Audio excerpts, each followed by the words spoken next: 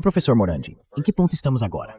Qual é a sua reação a esses acontecimentos, especialmente nas últimas 24 a 36 horas, que, na minha opinião, foram um choque para o governo Trump e para as elites de poder dos Estados Unidos em geral? Bom, a gente precisa voltar um pouco, só para lembrar todo mundo do que aconteceu e do que está acontecendo.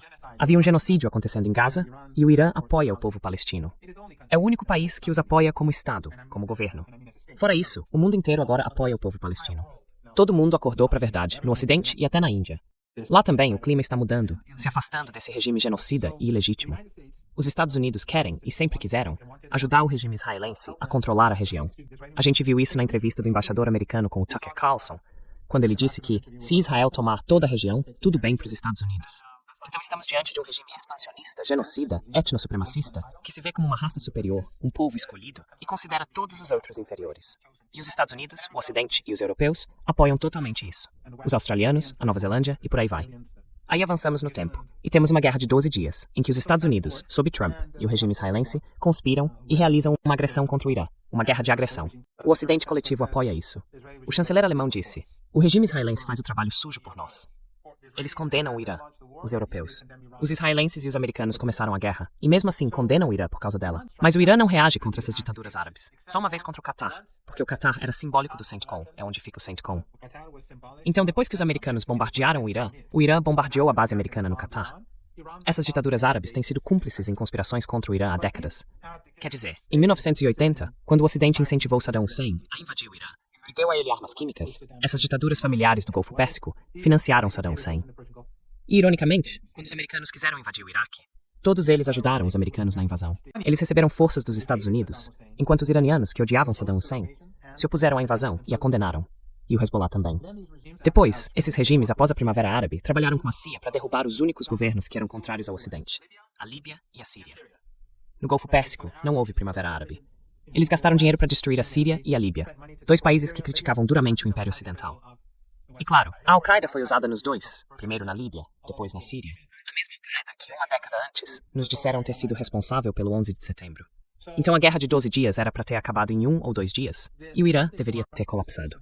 Mas isso não aconteceu. O Irã venceu a guerra, e agora, avançando para essa nova guerra, é a mesma coisa. Assim como na guerra de 12 dias, o Irã está negociando com os Estados Unidos, enquanto os Estados Unidos conspiram para atacar o Irã. É o mesmo modelo, repetido várias vezes, planejado para terminar em poucos dias. Eles começaram massacrando 168 meninas americanas, além de algumas dezenas de professores e funcionários de escola em Minam, e cometeram atrocidades por todo o país durante 40 dias, junto com seus aliados sionistas. Então, mais uma vez, foram eles que começaram a guerra. O Irã não começou a guerra. Eles é que escalaram o conflito. Começaram a atacar a infraestrutura crítica, começaram bombardeando hospitais e escolas, e todas essas ditaduras pró-Ocidente continuaram no poder, usando a Al-Qaeda literalmente uma década depois do 11 de setembro. E claro, quando os americanos atacaram o Irã, os israelenses e os americanos, o Irã respondeu atacando apenas o Catar, e só a base americana, durante a guerra de 12 dias. Mas nessa guerra, os americanos têm usado o próprio território, o espaço aéreo, as bases deles, não só as bases americanas, mas as deles também, a infraestrutura civil, os portos, tudo isso contra o Irã. Então eles estão travando uma guerra contra o Irã. O Irã estava atacando o regime israelense 24 horas por dia e noite, durante 40 dias. Depois, os ativos americanos, e aos poucos, quando começaram a atacar repetidamente a infraestrutura civil iraniana, como instalações críticas, o Irã passou a revidar contra infraestruturas críticas em que americanos e europeus tinham participação nesses países. Então agora, sem essas ditaduras familiares, essa guerra não seria possível. Simplesmente não dá para acontecer. Eles precisam do seu espaço aéreo. Precisam das suas bases aéreas. Precisam do seu território para travar uma guerra. Então o que vai acontecer? Assim que os americanos atacarem, o Irã vai revidar. E vai revidar com força. E do ponto de vista do Irã, de onde eu observo as coisas, acho que a gente finalmente vai chegar ao ponto em que o mundo caminha para uma depressão global. Porque eu não vejo de forma alguma nem a menor chance de o Irã aceitar as exigências dos Estados Unidos. E não tenho dúvida de que os Estados Unidos não vão conseguir derrotar o Irã. Mas o que os Estados Unidos provavelmente vão fazer é tentar devastar o país. O que só mostra o quão genocida é a postura dos Estados Unidos. Porque o Trump vem fazendo declarações genocidas sobre o Irã há muitos dias. Na verdade, há semanas. E não foi só sobre acabar com a civilização do povo iraniano. Ele falou em obliterar o Irã, em levar o país de volta à Idade da Pedra. E a gente não viu nenhuma indignação na mídia ocidental. Nenhum desses jornalistas da grande imprensa ocidental se mostrou chocado com esses apelos ou com essas ameaças de destruir o país. Não vimos nada. Nem do The Guardian, nem do The Times, nem do The New York Times, nem do Breitbart, de nenhum deles. O que a gente viu, Dani, e eu não sei se você chegou a ver isso, foi que quando a delegação iraniana ia para Paquistão, O Washington Post publicou um editorial dizendo que os negociadores deveriam ser assassinados. Então a mídia, os jornalistas do Ocidente, estão competindo com o próprio Estado para promover crimes contra a humanidade, crimes de guerra.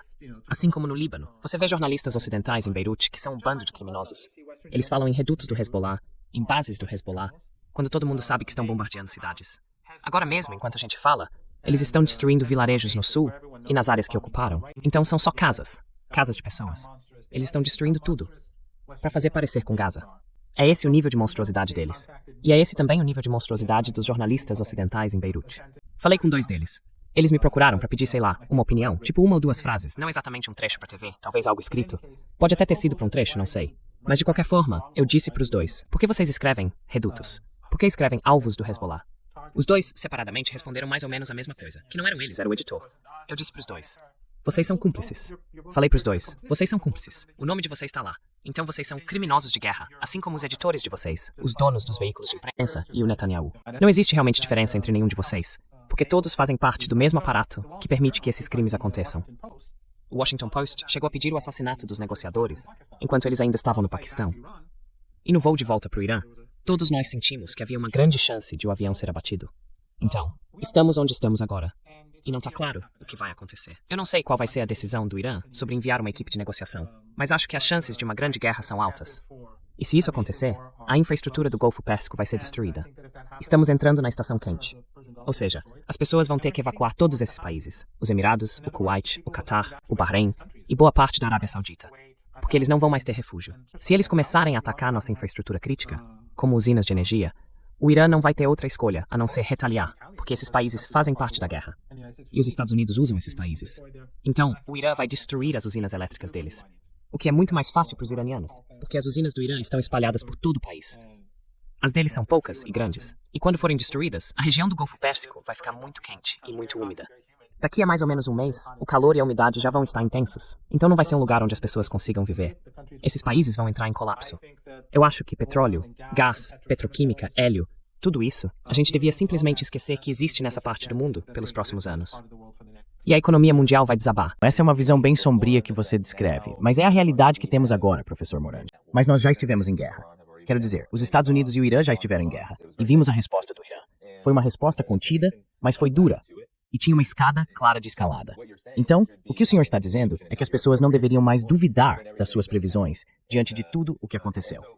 E veja, professor Morandi, tudo isso surgiu, ou pelo menos essa última fase, esse rompimento com o que parecia ser um movimento em direção a negociações, tudo isso veio dos Estados Unidos. Os Estados Unidos, logo quando o Irã interveio, fizeram um gesto de boa vontade em relação ao cessar-fogo no Líbano, dizendo que começariam o processo de autorizar mais petroleiros a passar pelo Estreito de Hormuz, aliviando um pouco da pressão. Deixa eu explicar isso. O que aconteceu foi que o Irã e os Estados Unidos acabaram por meio de mensagens e depois conversas indiretas, negociando o cessar-fogo.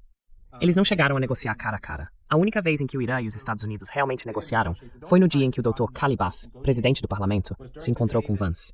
Antes e depois disso, não houve nenhuma negociação. Ninguém deve se enganar. Tudo isso foi feito por meio de mensagens. Agora, o que aconteceu foi que houve um cessar-fogo. E por que houve esse cessar-fogo? No começo, os americanos, o Trump, estavam dizendo rendição incondicional. Depois isso não deu certo. Aí começaram a dizer que os mísseis e drones iranianos estavam acabando. Isso não aconteceu. O poder de fogo do Irã aumentou. No fim das contas, os Estados Unidos apresentaram, acho que no dia 34, talvez 36, não lembro bem, um plano de 15 pontos. O Irã rejeitou. Depois o Irã apresentou o próprio plano de 10 pontos e o Trump aceitou. Ele concordou em negociar. E esse passou a ser o foco das conversas. E claro, o Trump não levou adiante, porque ele é desonesto. E os iranianos já esperavam isso. Mas de qualquer forma, foi isso que levou ao cessar-fogo. Os americanos tiveram que mudar de posição e aceitar o plano iraniano de 10 pontos, que era uma base muito razoável para a negociação. Então, no cessar-fogo, era para ter acabado a luta, principalmente no Líbano, porque os combates lá estavam muito intensos. O primeiro-ministro do Paquistão disse que o Líbano fazia parte do cessar-fogo. E aí o Netanyahu foi lá e bombardeou o Líbano de forma massiva. Bombardeou tudo, matando centenas de pessoas em 10 minutos. Mulheres, crianças, gente comum de todos os bairros, até de bairros pró-sionistas, onde atuam as forças libanesas e outros grupos sombrios financiados pelo Ocidente. Por quê? Porque o Netanyahu não queria o cessar-fogo. O Irã disse que permitiria que mais navios saíssem do Estreito de Hormuz, inclusive navios de países considerados hostis. Quem são esses países? Aqueles que abrigam bases dos Estados Unidos, Catar, Emirados, Arábia Saudita, Kuwait, Bahrein. Esses navios extras estavam prestes a partir, e aí os israelenses basicamente romperam o cessar-fogo ao atacar os libaneses. Então o Irã parou. Durante 10 dias, o Irã disse: não vamos deixar esses navios saírem até que haja um cessar-fogo, porque isso faz parte do acordo. Ou seja, o Estreito de Hormuz nunca foi fechado. Apenas os navios de países hostis ao Irã é que não puderam seguir viagem. Navios chineses, iranianos, iraquianos, russos, todos podiam ir e voltar. Mas aqueles 5 países que foram cúmplices, e ainda são cúmplices, da agressão, esses não podiam. Mesmo assim, eles concordaram em deixar alguns passarem. Só que Netanyahu acabou com o cessar-fogo. Durante 10 dias, o Irã manteve o Estreito de Hormuz restrito, até que o regime israelense foi obrigado a aceitar o cessar-fogo. Esses 10 dias de restrição no Estreito de Hormuz colocaram muita pressão sobre os Estados Unidos. Aí Netanyahu começou a ser forçado a aceitar. No início, ele se recusou. Então o Irã fez uma nova ameaça, dizendo que atacaria Israel. No dia seguinte, Netanyahu aceitou. Assim que Netanyahu aceitou o cessar-fogo, mesmo estando agora destruindo prédios no sul do Líbano, em violação a esse cessar-fogo, e tendo matado alguém logo depois com um drone, o Irã permitiu a reabertura do Estreito de Hormuz. Mas 3 ou 4 dias antes, durante aquele período de 10 dias em que Netanyahu estava violando o cessar-fogo, os americanos impuseram um bloqueio aos portos iranianos. Então os iranianos abriram o porto, mas o Trump disse: eu vou manter o bloqueio. Certo. Aí o Irã respondeu: bom, se vocês vão manter o bloqueio, isso é uma violação do acordo, uma violação do cessar-fogo. Então nós vamos voltar a restringir a saída de navios pelo Estreito de Hormuz. Então, o cessar-fogo foi violado primeiro pelo regime israelense e depois pelo regime Trump. É por isso que a crise global de energia está piorando a cada minuto, por causa das ações deles. Trump poderia ter feito diferente ontem. Quer dizer, depois que Netanyahu aceitou o cessar-fogo, anteontem, quando o Irã disse tudo bem, agora esses navios podem passar pelo Estreito de Hormuz, ele poderia ter suspendido o bloqueio dos portos, e isso teria sido uma boa saída. Mas ele escolheu fazer o contrário. Escolheu escalar o conflito. E isso significa que estamos caminhando para uma guerra. E claro, hoje ele voltou a fazer ameaças genocidas. Então é isso, estamos onde estamos. Os militares iranianos e a Guarda Revolucionária estão dizendo, e a gente até comentou sobre isso antes de entrar no ar, que eles estão produzindo, construindo e desenvolvendo mísseis e drones num ritmo mais rápido do que antes de 28 de fevereiro, antes do início da guerra. Então, fala um pouco sobre que tipo de preparativos estão sendo feitos. E como é que o Donald Trump, nas postagens dele no Truth Social, está reagindo a esse acontecimento? Essa acusação de que o Irã teria atacado um petroleiro indiano, como justificativa para aumentar o nível das ameaças, mesmo com todas as consequências que viriam se os ataques realmente acontecessem, se os Estados Unidos cumprissem essas ameaças. Por que fazer isso? Quer dizer, por que fazer isso agora? O que você acha de tudo isso? Bem, o plano era a escalada. Caso contrário, a gente nem estaria aqui. Primeiro de tudo, se o Netanyahu tivesse aceitado o cessar-fogo, em vez de massacrar cidadãos libaneses, e quando ele finalmente foi obrigado a parar, se o Trump tivesse suspendido o cerco depois que o Irã abriu o Estreito de Hormuz para navegação hostil, então a gente não estaria aqui agora. Não haveria motivo para obrigar os navios a voltar. Mas quando o Irã viu que ele estava impondo um embargo, um cerco, e mantendo isso, o Irã mandou os navios ficarem no Estreito de Hormuz. A gente vem dizendo que as bases subterrâneas de mísseis do Irã são intocáveis. Nem os americanos, nem o regime israelense conseguem atingi-las. E o mesmo vale para as bases de drones.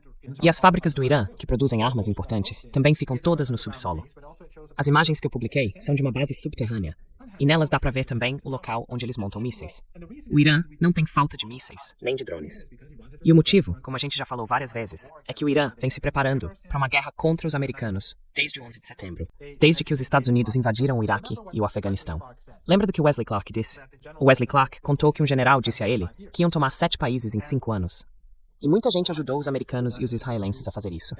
Ajudaram a desestabilizar a Líbia, enfraqueceram a Síria, e todos eles acabaram servindo de idiotas úteis para o Império. Quer dizer, se a gente não os vê como aliados estratégicos, então foram idiotas úteis mesmo. Então desses 7 países, 6 já caíram. Não em 5 anos, mas em 25. Agora só falta o último, que é o Irã, a joia da coroa.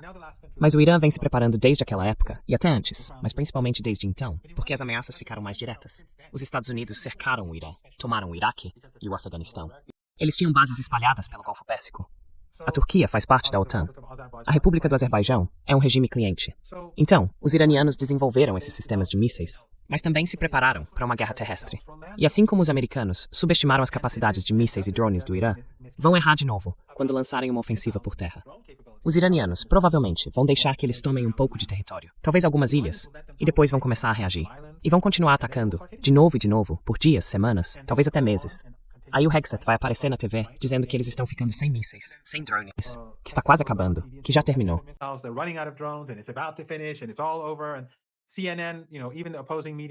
E a CNN, sabe, até a mídia contrária, como durante a guerra de 40 dias e a de 12 dias, vai dizer sim, estamos vencendo. Eles mostram imagens de toda a destruição. Provavelmente vai ser parecido com a guerra de 48 dias, em grande parte enganos, porque o Irã lançou pelo menos dezenas de milhares de iscas nos meses antes dessa guerra. Os americanos e os israelenses destruíram milhares delas. Aviões, helicópteros, lançadores, sistemas de defesa aérea, tudo falso. E são muito bem feitas, até emitem calor. A maioria, eu acho, é chinesa, mas algumas são iranianas. Não sei exatamente quanto é iraniano e quanto é chinês, mas são bem sofisticadas. De qualquer forma, assim como o Irã se preparou com mísseis e drones, também se preparou para a guerra em terra. A geografia do Irã é montanhosa, um terreno bem acidentado. O país tem bases subterrâneas em toda a região sul. A marinha iraniana praticamente não foi afetada. Os poucos navios que estavam no porto e foram danificados vão ser consertados, mas esses servem para patrulhar o mar, não para a guerra. Eles destruíram um navio que nem estava armado. Aquilo foi uma manobra internacional, e o que fizeram foi um crime. Mas os verdadeiros recursos navais, aqueles que seriam usados numa guerra, continuam intactos. A Força Aérea do Irã está em túneis subterrâneos. As defesas aéreas do Irã também estão em túneis subterrâneos. Eu já publiquei imagens e vídeos de tudo isso antes, para que as pessoas soubessem. Mas mais uma vez, o Ocidente ignora. Então, quando esse ataque terrestre começar, o Irã vai estar pronto. E a gente vai ouvir propaganda dizendo como os Estados Unidos estão indo bem. Mas depois de 1 ou 2 semanas, vai ficar claro que as coisas não vão sair como esperavam. Aí vem a questão de atacar a infraestrutura iraniana. Se atacarem a infraestrutura do Irã, o Irã não vai ter outra escolha a não ser revidar. O Irã vai revidar contra o regime israelense e contra os ativos americanos. E aqueles regimes que são cúmplices disso, eles não vão escapar da retaliação. Não dá para fingir neutralidade enquanto matam iranianos.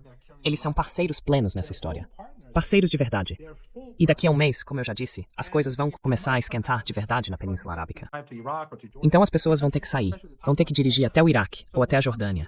Esses países, especialmente os menores, não vão aguentar. O que o Trump está fazendo é empurrar uma crise econômica. E rápido. A cada hora, ele está piorando essa crise. E eu acho que nos próximos dias, a gente vai ver uma catástrofe se desenrolar, a menos que o Trump recue. Mas ele não é o tipo de pessoa que até agora tenha mostrado ser capaz de pegar uma saída. Ele podia ter feito isso quando os iranianos, como a gente comentou antes, facilitaram a passagem e deixaram mais navios cruzarem o Golfo Pérsico. E esse bloqueio, que como muita gente aqui no programa já comentou, tem um caráter bem farsesco, considerando a imensidão da área onde a Marinha dos Estados Unidos está operando. Tudo isso para dizer que há bastante espaço para simplesmente parar com isso. E tem também esse ponto, se você puder comentar, o Estreito de Bab al-Mandeb. O Iêmen já há alguns dias vem dizendo que está esperando o momento certo e que está pronto quando esse momento chegar para fechá-lo. Isso seria um golpe enorme para uma economia global que já está exausta e superaquecida por causa dessa guerra. Então, qual é a sua reação a tudo isso? Porque esses são fatores adicionais a uma situação que, na minha opinião, já é catastrófica, especialmente pro lado dos Estados Unidos, pro lado do Império Americano. Acho que é algo muito grave, para dizer o mínimo. O que você pensa sobre isso? O Golfo Pérsico está lotado de navios agora, completamente cheio. Se você olhar as imagens, dá pra ver, estão todos enfileirados, um atrás do outro.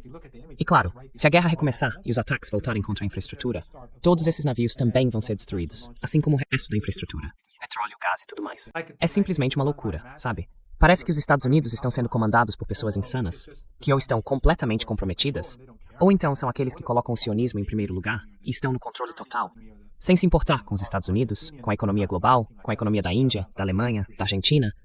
Nada disso. Eles só se importam com o regime sionista, com suas políticas expansionistas, suas políticas genocidas, e, por causa disso, estão dispostos a sacrificar todo mundo. Não existe um bom cenário aqui. Se a gente olha pra frente, do jeito que as coisas estão indo, o que se vê é destruição total.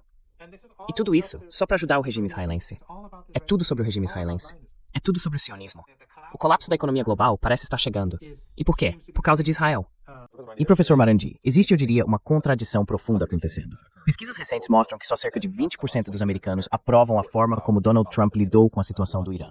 Mesmo assim, o governo Trump continua com essa política. E temos, claro, Israel. Israel, curiosamente, desde que parou com os ataques diretos ao Irã, tenta se afastar um pouco dos holofotes e concentrar mais atenção no Líbano e no Hezbollah. Mas, ainda assim, parece que Israel, mesmo sem ter condições de enfrentar nada disso sozinho, está pressionando bastante os Estados Unidos para seguir adiante. Então é isso.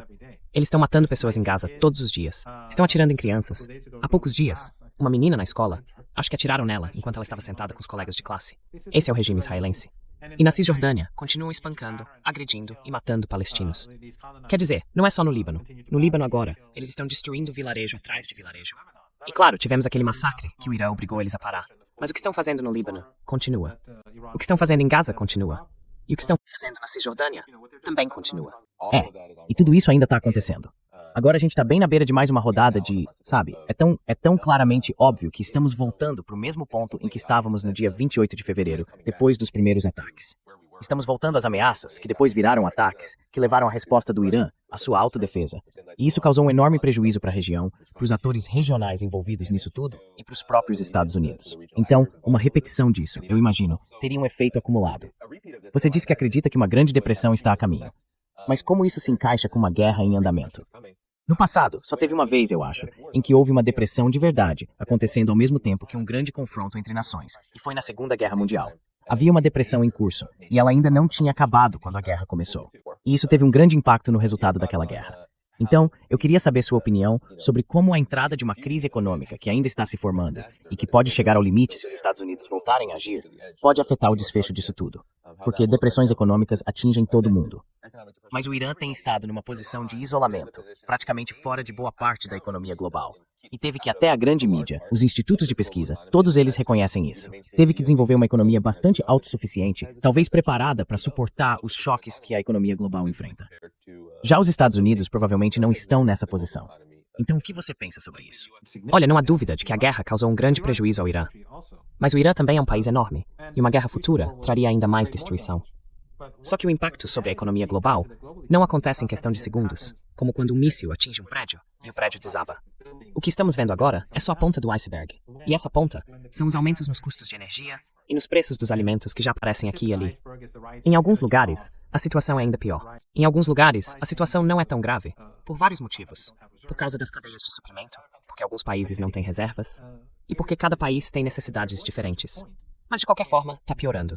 A gente vai chegar a um ponto em que, segundo alguns, e eu não posso afirmar isso com certeza, dizem que dentro de 2 semanas a crise vai atingir um novo patamar.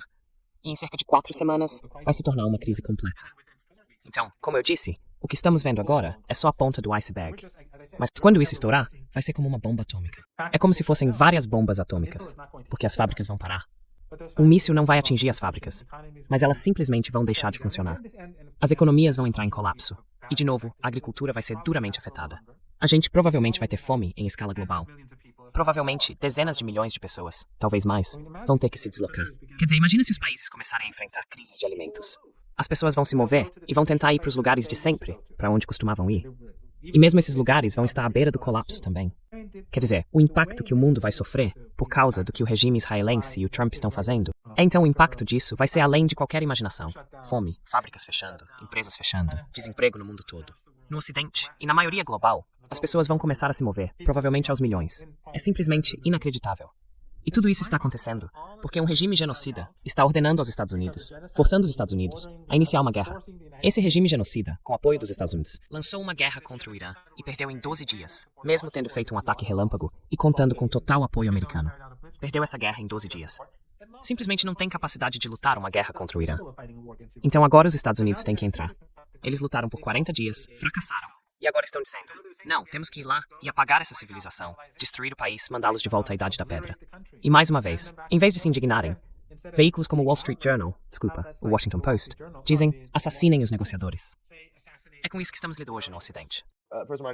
E olha, pessoalmente, eu tô na China e conversei com, acho que ele também é um contato seu, o Zhang Weiwei, e ele foi muito claro. E como você sabe, o que o Zhang Weiwei diz normalmente vem com uma clareza muito bem informada.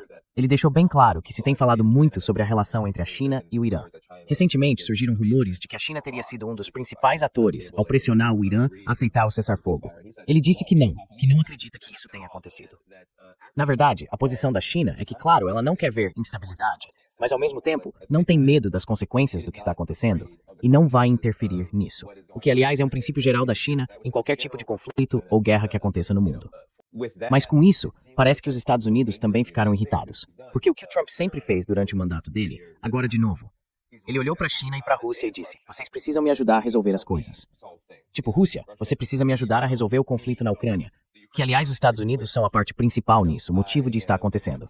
E claro, ele sempre olha para a China. China, ajuda a resolver a Ucrânia. Ajuda a resolver esse ou aquele problema pra gente, senão a gente vai rasgar alguns acordos, ou algo nesse sentido.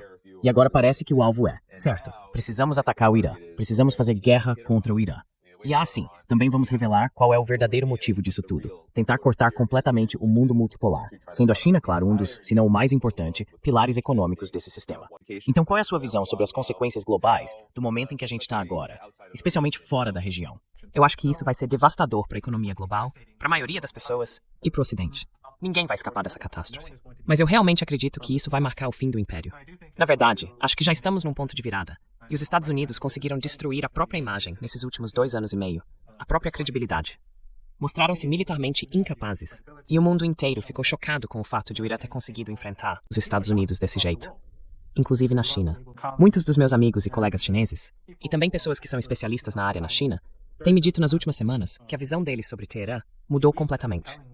Pessoas no mundo todo foram influenciadas pelas narrativas ocidentais sobre o Irã. Elas acreditaram nas bobagens de que o chamado regime, como gostam de dizer no Ocidente, é impopular, que está desmoronando, que é corrupto, que seus líderes são odiados, e por aí vai. Todas aquelas narrativas de sempre que a gente ouve há décadas, que é contra as mulheres, que bate em crianças. Eu nem sei o que foi mesmo que o Trump disse, que eles cortavam crianças ao meio, ou algo assim. Exatamente o tipo de coisa que os israelenses fazem. Ele dizia que cortavam crianças ao meio, ou algo desse tipo. Eu sei, é só esse, tipo de barbarismo psicopata, é isso. Então, de qualquer forma, muita gente influenciada por think tanks ocidentais, pela mídia ocidental e por autoridades do Ocidente achava que o Irã ia cair. E quando isso não aconteceu, todo mundo ficou chocado, surpreso. Pessoas do mundo inteiro têm me procurado, tem sido intenso, tenho falado com gente de vários lugares, com a imprensa, enfim, tô correndo pra dar conta de tudo. Mas o ponto é que as pessoas estão fascinadas pelo Irã. Elas querem saber mais sobre o país. Por isso, em todos os programas em que eu participo, eu digo que não há muito material disponível para quem quer ler sobre o assunto.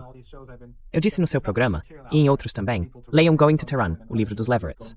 As pessoas estão interessadas no Imam Hussein, no Ayatollah Khamenei, no Ashura, na história e na civilização do Irã. Há um interesse crescente pelo país. O Hezbollah, o eixo da resistência, cresceu. E o desprezo pelo sionismo, por Israel, por Trump e infelizmente pelos Estados Unidos, está crescendo, mesmo que a maioria dos americanos seja contra essa loucura. Isso não é uma boa notícia. Nada disso é uma boa notícia para um império. E no fim das contas, quando a economia global entrar em colapso, as pessoas vão se lembrar de quem causou isso. Foi o regime israelense e os Estados Unidos. Assim como foram eles, junto com o Ocidente, que provocaram o genocídio em Gaza, permitiram os atos genocidas no Líbano, causaram a destruição da Síria e o surgimento da Al-Qaeda e de tudo aquilo. As pessoas vão se lembrar de que seus próprios modos de vida foram profundamente afetados por um regime sionista disposto a destruir a economia global só para eliminar um povo e tomar suas terras. Pois é, nos nossos últimos minutos aqui, professor Morandi, está muito claro, nesse país enorme em que eu estou, o maior, na verdade, o maior país do mundo, especialmente do ponto de vista econômico, que ninguém acha que os Estados Unidos estão vencendo. Ninguém. E todas as pessoas com quem eu conversei pensam da mesma forma. Não há antipatia em relação ao Irã. Há muita surpresa, mas também eu diria uma certa admiração pelo que o Irã conseguiu fazer. E sabe, acho que o Irã fez algo que é muito difícil de fazer nos dias de hoje, que é, bem, como disse Deng Xiaoping, na China, esconda sua força e espere o momento certo. E o Irã fez isso de uma forma impressionante. Num momento em que é muito difícil, especialmente quando a gente tem entidades inteiras, entidades coloniais como Israel e os Estados Unidos, esses grandes impérios, investindo tanto dinheiro em inteligência, tanto dinheiro em espionagem, em infiltração, tanto dinheiro e tempo em tudo isso, e ainda assim o Irã, eles mesmos admitiram, foram pegos de surpresa. Não sabiam que isso ia acontecer.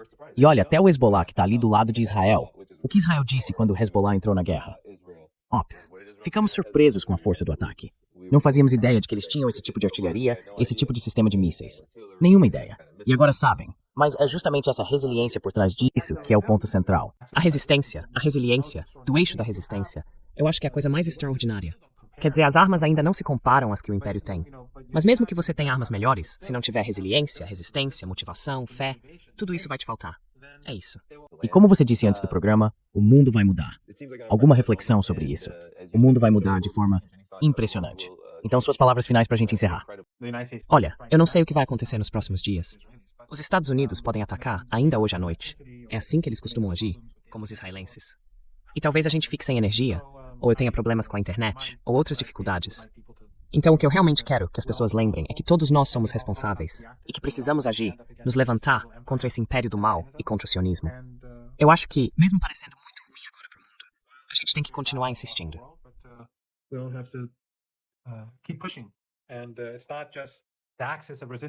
E não é só o eixo da resistência que precisa resistir. Existe uma resistência mais ampla, espalhada pelo mundo todo. Seja por meio de boicotes a produtos, protestos, pressão sobre governos locais para suspender cooperação ou compras, ou para se afastar do império. Todos nós temos a responsabilidade de fazer o que estiver ao nosso alcance. Mas a gente precisa manter o otimismo. E ninguém deve se sentir culpado pelo que o próprio governo faz, desde que esteja fazendo a coisa certa. A gente tá no momento em que a máscara caiu dos Estados Unidos como império. Quem realmente controla, sabe? A classe Epstein, os oligarcas, as elites, esse grupo transnacional sionista, imperialista, belicista, eles estão numa situação desesperada. E sim, a gente realmente não tem controle, especialmente nós no Ocidente, sobre o que eles fazem. O que a gente tem controle é sobre como tentar mudar esse fato. E isso vai ser um grande ponto de conflito, algo com que a gente vai ter que lidar nos próximos dias e semanas. Iran's semi-official Tasnim news agency has reported that Iranian forces launched drone attacks toward U.S. military vessels after American forces fired on an Iranian commercial ship in the Sea of Oman. According to Tasnim, the drone strikes came in response to the U.S. attack on the Iranian vessel earlier in the same day.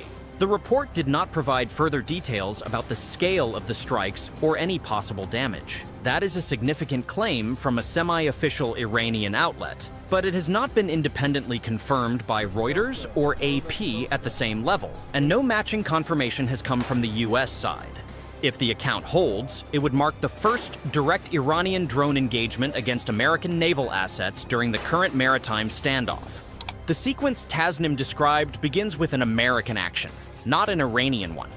According to the account, US forces opened fire on an Iranian merchant vessel in the Sea of Oman, and the drone response followed. That framing places the escalation trigger on Washington rather than on Tehran.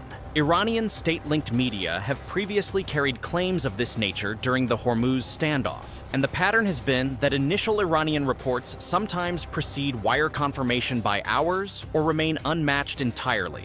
Until Reuters, AP, or US Central Command issue their own account, the Tasnim report sits in the public record as an Iranian claim that has not been independently verified. What is clear is that both sides are now operating in the same contested waters, where the margin between incident and escalation is measured in minutes, not days. For me, there is absolutely no distinction between the two. I am fully prepared to lay down my very life, and I am equally prepared to sacrifice my honor right here. I am completely ready to shed my own blood, and I am completely ready to endure any amount of heartache.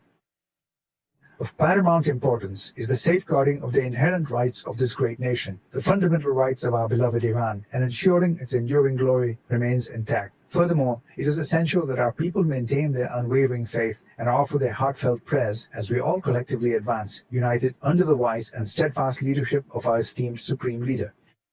Allow me to introduce His Eminence, Ayatollah Agha Mojtaba Khamenei. Just consider what the enemy's objectives truly were. After all, if the enemy fails to achieve its aims, it's clearly been defeated. This is quite evident indeed. We were not the aggressors in this conflict. It was they who initiated this unprovoked attack. They certainly had very specific objectives in mind. He wanted to force Iran into a full surrender. He spoke of victory in just 2 or 3 days.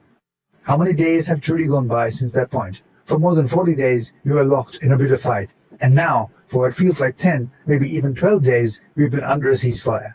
Yet after those grueling 40 days, he was ultimately forced to declare a ceasefire. Consequently, he proved incapable of compelling us to surrender. His primary goal was to initiate a transformation within the existing regime, but he ultimately failed to change it. He mistakenly believed that Iran was just like Venezuela, assuming it would behave in precisely the same manner.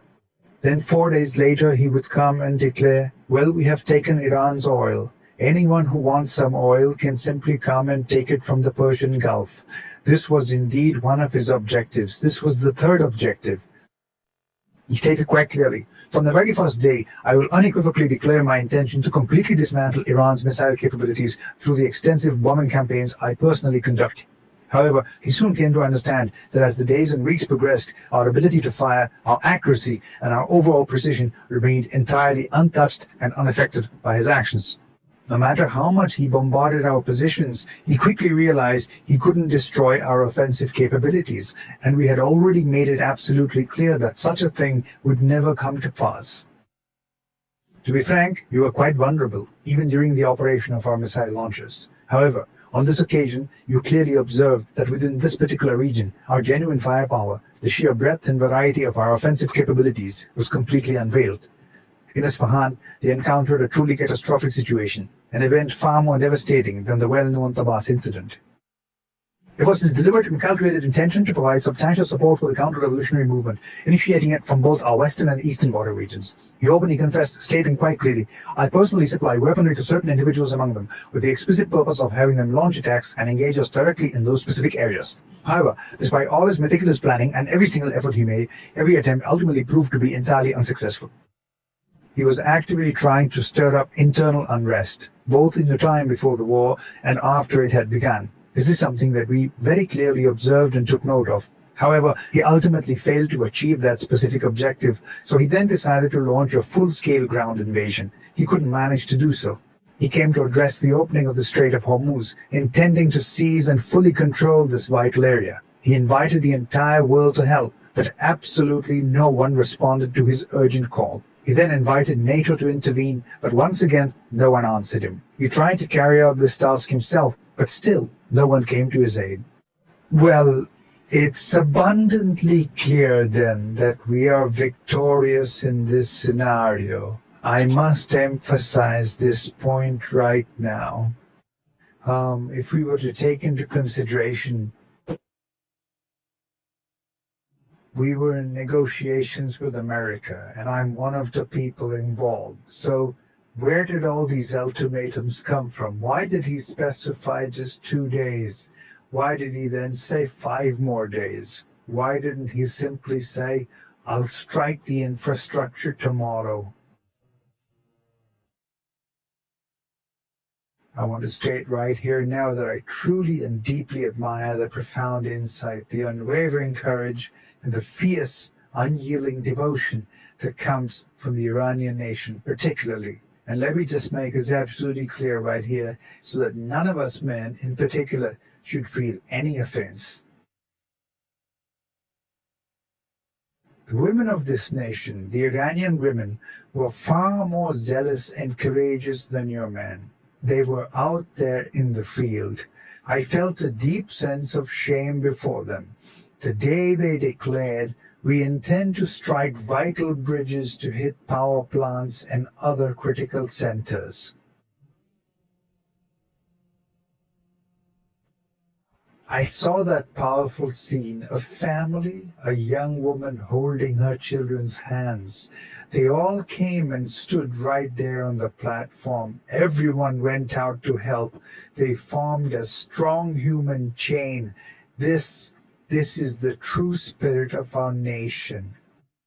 I truly don't understand how this incredibly ignorant American ruling establishment can possibly make the claim that this is Venezuela, how they are able to utter such statements.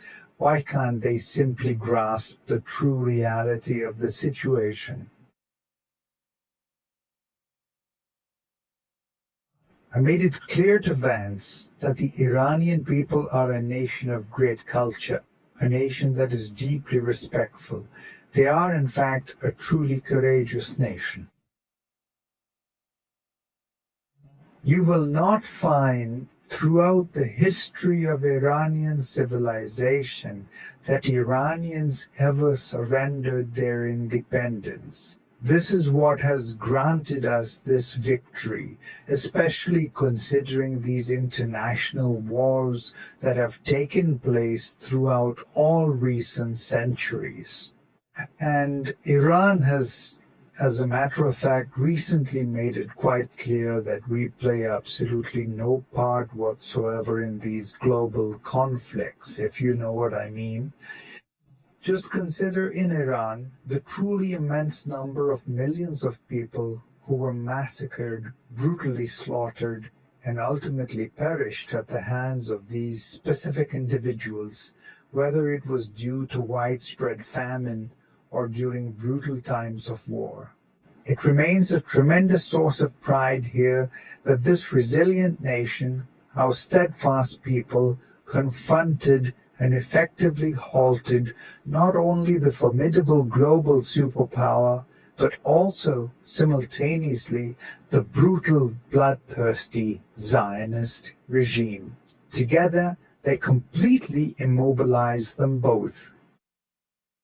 So, as we delve into this particular segment, it becomes abundantly clear that, in actual fact, no substantive negotiations whatsoever had genuinely taken place right up until that precise juncture. To be more specific, we are talking about a mere 48 hours, a very short window of time, just before the official declaration of the ceasefire was finally made. Now, you observe Trump, a true master of the art. Now, people nowadays, when they deliberately lie and perform actions that are quite simply in violation of the established rules, some people refer to it as psychological warfare. But you witnessed it firsthand, that very tweet from just yesterday. He published 8 separate tweets simultaneously, and a staggering 7 of those were nothing but blatant falsehoods. Well, as I've already mentioned, you simply need to verify it for yourself. In any event, the highly respected spokesperson representing the Ministry of Foreign Affairs, Mr. Baghai, who also serves as the official spokesperson for the negotiating delegation, last night offered a thorough explanation of this matter, presenting it accurately and with great precision. Therefore, it was also from this viewpoint that when everything truly began, and just to make things perfectly clear, the negotiations actually commenced at the precise moment President Trump's tweet was published, following the specific request made by the Prime Minister of Pakistan. It was he who gave his acceptance and full agreement. What that means is he issued a formal request for a ceasefire so that this matter could truly be put into effect, beginning from that very day. Within those 48 hours you mentioned, even this negotiation is the very last moment. The 48... No, not at all. Yes, that is right. Absolutely not. No, not in the slightest. That's all. There was just one single mediation session specifically concerning those 10 crucial points, and the letters I previously brought up, along with the 15 distinct points that were exchanged. Ultimately, after the crucial decision was thoroughly made and formally finalized within the esteemed National Security Council, and once the Supreme Leader himself had fully concurred with the fundamental basis and the specific conditions for the upcoming negotiation, it was then that we proceeded to dispatch those 10 critical points.